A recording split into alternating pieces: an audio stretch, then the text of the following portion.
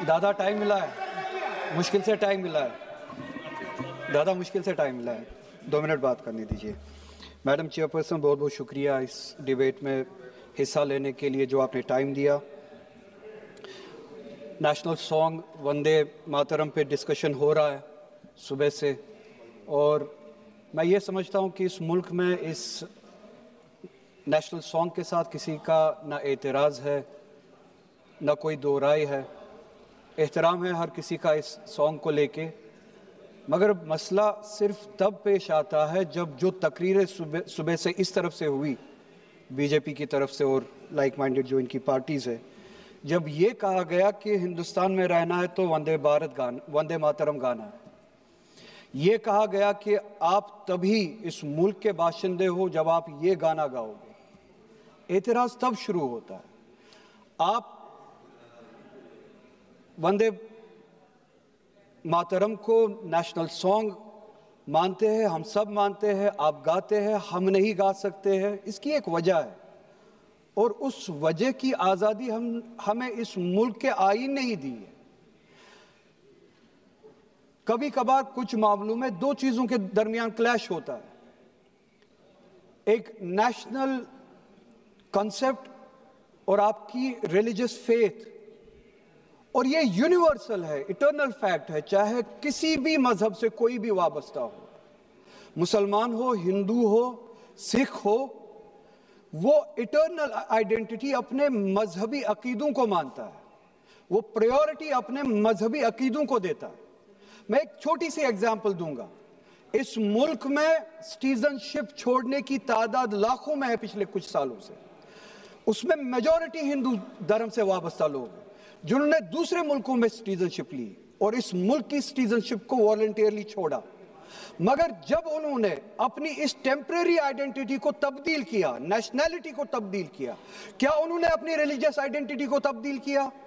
क्या वो हिंदू से किसी और मजहब में तब्दील हुए? नहीं, उन्होंने तब टेम्परेरी आइडेंटिटी को तब्दील किया, मगर इटर्नल आइडेंटिटी को उन्होंने थामे रखा, क्योंकि वो उनके लिए इटर्नल आइडेंटिटी है। मजहब, धर्म इटर्नल आइडेंटिटी है, इटर्नल बिलीफ है।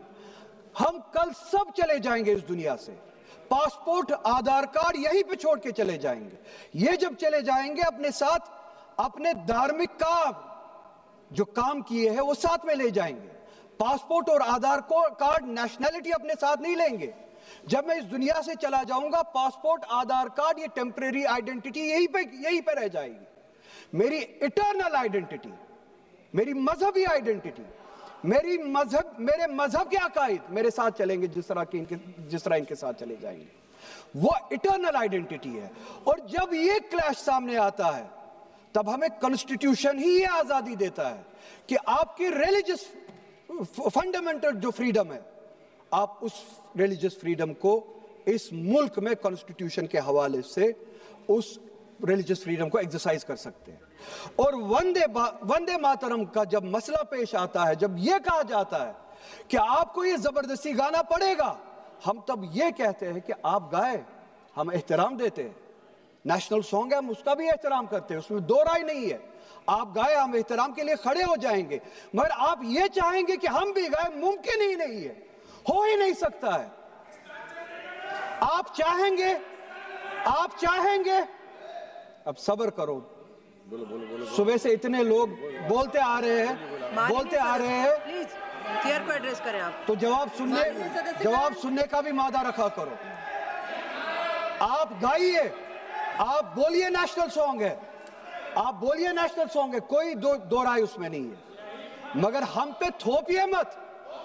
कॉन्स्टिट्यूशन इस चीज की हमें आजादी देता है, और आप खुद कहते हैं कि वंदे मातरम गाने की ईजाद ही आजादी के लिए हुआ, बेशक हो। आजादी किस चीज के लिए? आजादी इस चीज के लिए, हिंदू के हिंदू होने की आजादी, और इसी तरह से मुसलमान के मुसलमान होने की आजादी, सिख के सिख होने की आजादी। और वो आजादी आप मुझसे छीन नहीं सकते हैं, किसी भी नाम पे नहीं छीन सकते, किसी भी दबाव में नहीं छीन सकते, किसी भी सिख से उसके मजहब की आजादी नहीं छीन सकते, किसी भी हिंदू से उसकी मजहब की आजादी नहीं छीन सकते, और किसी भी मुसलमान से उसके मुसलमान होने की आजादी नहीं छीन सकते। कोई भी दबाव मुझे मजबूर नहीं कर सकता है। आप गाइए, आप गाइए और हमें वो आज़ादी दे दीजिए। ये मजहबी आज़ादी मुझे आपसे दूर नहीं करता। वही मजहब जो मुझे ये कहता है कि लकुम दीनकुम वलिय दीन, आपके लिए आपका दीन, मेरे लिए मेरा दीन, जिसको कॉन्स्टिट्यूशन ने आज़ादी दी ये कह के कि फंडामेंटल राइट है रिलीजियस फ्रीडम। हमारा कॉन्स्टिट्यूशन हमारे कुरान की उसी आयत की तर्जुमानी करता है। 2 मिनट दे दीजिए मैडम। तर्जुमानी करता है कि आप अपने दीन पे चलिए, हमें अपने दीन पे अमल करने की आज़ादी दे दीजिए। आप ही की तरफ बात ज़बरदस्ती की है, बात किसी और चीज़ की नहीं है। और ये डिबेट, मुझे पता है ज़्यादा वक्त नहीं मिलेगा, बस 1 मिनट में मैं पूरा कर रहा हूँ। और ये डिबेट सिर्फ और सिर्फ इसलिए हो रहा है कि जब हिंदुस्तान का हिंदू हो, मुसलमान हो, सिख हो, इनसे पीने के लिए साफ पानी मांगे, सांस लेने के लिए साफ हवा मांगे, रोजगार मांगे, जब इनसे महंगाई के खिलाफ, महंगाई के बारे में जवाब मांगे, जब इनसे रोजगार मांगे, तब ये सिर्फ ये बोल सके कि रोजगार के बारे में बात मत करो। वो देखो मुसलमान, हमने उसको मजबूर किया वंदे मातरम गाने के लिए। वो देखो मुसलमान, हमने उसकी मजहबी आजादी को खत्म किया। इस आड़ में, मुसलमान को दबाने की आड़ में आप अपनी नालायकी छुपाना चाहते हो और इस मुल्क में राज करना चाहते हो, उसकी कुर्बानी बनाना चाहते हो मुसलमान को। और मुसलमान इस बेगैरती का कुर्बान कभी होगा नहीं। हमने इस मुल्क की आजादी के लिए भी खून दिया है और इस मुल्क में आजादी को बचाने के लिए भी अगर खून देना पड़े हम देंगे। हमने उनके साथ भी लड़ा है, आप जैसों के साथ अगर 1000 साल तक भी लड़ना पड़े हम लड़ेंगे, उसी गैरत से लड़ेंगे, उसी जज्बे। अब रिकॉर्ड भी नहीं जाएगा। பேரவை தலைவர் அவர்களுக்கு வணக்கம். என்னை பேச அழைத்தமைக்கு நன்றி. வந்தே மாதரம் என்பது ஒரு முழக்கம், ஒரு சித்தாந்தம், ஒரு உணர்வு, ஒரு பெருமிதம், ஒரு பாடல், ஒரு மந்திரச் சொல். தாய் மண்ணை வணங்குகிறேன் என்பதுதான் அதனுடைய பொருள். இதை வங்காள மொழியில் 1875ஆம் ஆண்டு பங்கிம் சந்திர சாட்டர்ஜி அவர்கள் எழுதினார்கள். ரவீந்திரநாத் அவர்கள் இசையமைத்துள்ளார்கள். அதை நாம் இன்றைக்கு 150 ஆண்டுகள் ஆகிறது என்பதற்காக கொண்டாடுகிறோம். ஆனால் இதை கொண்டாடுகிற போது காங்கிரஸ் கட்சியையும் எதிர்க்கட்சிகளையும் குற்றம் சுமத்துவதோடு பேசுவது பொருத்தமல்ல. குறிப்பாக நமது இந்திய தேசம் சாதியாக, மதமாக பிளவுபடுத்தப்பட்டுள்ளது. தேசிய ஒற்றுமையே இந்த தாரக மந்திரம். நாட்டை மீட்பதற்காக துறவு பூண்ட பவானந்தர் கூறுவது போல், வேறு தாயை ஒப்புக்கொள்ளாமல் பிறந்த நாட்டையே தாயாக போற்றி அவளுக்கு அஞ்சலி செலுத்துவதே இப்பாடல். துறவி விவேகானந்தர் வந்தே மாதரத்தை படிக்க வேண்டும் என்பதற்காக ஆனந்த மடத்தை படிக்குமாறு அனைவரிடமும் கூறினார். வங்காளத்தில் காளி வணக்கமும் துர்கா பூஜையும் பிரபலமானவை.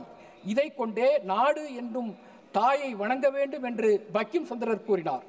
அரசியலில் அன்புக்கு இடம் உண்டு, ஆனால் அது ஒருவரின் நாட்டுக்காக, நாட்டவர்க்காக, இனத்தின் புகழுக்கும் பெருமைக்கும் மகிழ்ச்சிக்குமாக செலுத்தப்படும் அன்பே ஆகும் என்று அரவிந்தர் கூறினார். வங்காளத்தில் நாட்டை காளி தேவியின்